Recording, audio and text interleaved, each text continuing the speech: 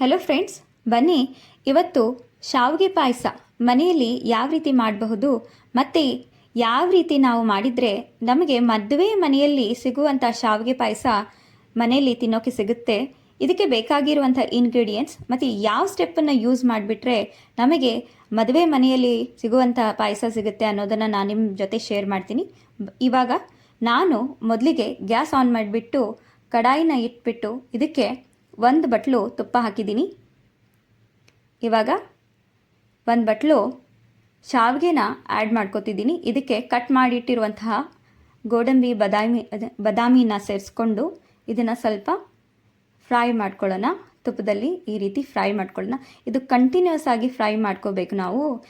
ಇದು colour change ಆಗಬೇಕು friends. Golden brown colour ಆಗಿ ನಮಗೆ ಈ ಶಾವಿಗೆ ನಾವು ಯಾವ ರೀತಿ ಫ್ರೈ ಮಾಡ್ತೀವಿ ಈ ರೀತಿ ನಮಗೆ ಕಲರ್ ಚೇಂಜ್ ಆಗುತ್ತೆ ನೋಡಿ.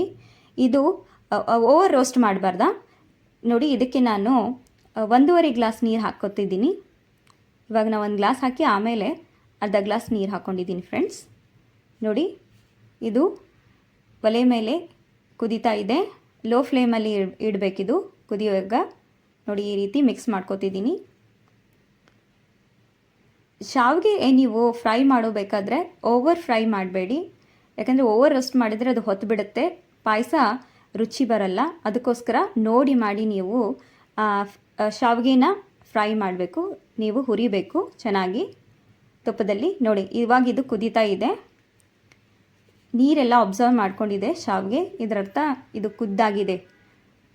ಇದಕ್ಕೆ ನಾವು ಒಂದು ಬೌಲ್ ಅಥವಾ ಒಂದು ಬಟ್ಲು ಹಾಲನ್ನು ಆ್ಯಡ್ ಮಾಡಬೇಕು. ನೋಡಿ, ನಾನು ಆ್ಯಡ್ ಮಾಡ್ತಿದ್ದೀನಿ.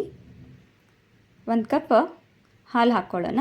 ಬಿಸಿ ಹಾಲು ಅಥವಾ ಉಗುರು ಬೆಚ್ಚ ಹಾಲು ಹಾಕಿದರೆ ಸರಿಯಾಗಿರುತ್ತೆ.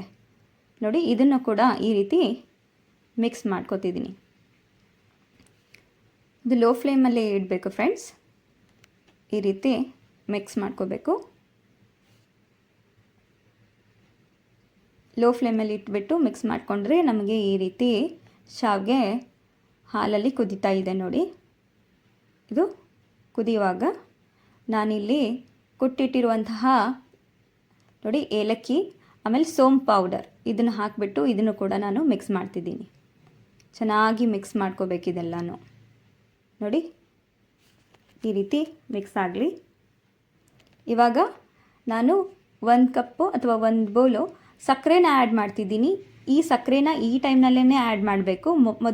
ಕೆಲವು ಜನ ಏನು ಮಾಡ್ತಾರೆ, ಮೊದಲು ಸಕ್ಕರೆ ಹಾಕ್ಕೊಂಡ್ಬಿಟ್ಟು ಆಮೇಲೆ ಶಾವಿಗೆ ಹುರಿದ್ಬಿಟ್ಟು ಏನೇನೋ ಮಾಡ್ತಾರೆ. ಅದು ಸರಿಯಾಗಿ ಬರುವುದಿಲ್ಲ, ಚೆನ್ನಾಗಿ ನಮಗೆ ಶಾವಿಗೆ ಪಾಯಸ ಸಿಗೋದಿಲ್ಲ. ಅದಕ್ಕೋಸ್ಕರ ಈ ಟ್ರಿಕ್ ಯೂಸ್ ಮಾಡಿದರೆ ನಮಗೆ ಏನಾಗುತ್ತೆ, ಭಾಳ ರುಚಿಕರ ಆಗಿರುವಂತಹ ಶಾವಿಗೆ ಪಾಯಸ ಸಿಗುತ್ತೆ. ನೋಡಿ, ಇದು ಸಕ್ಕರೆ ಕರಗಿದೆ, ಇದರಲ್ಲಿ ಕುದಿ ಬರ್ತಾ ಇದೆ ನೋಡಿ.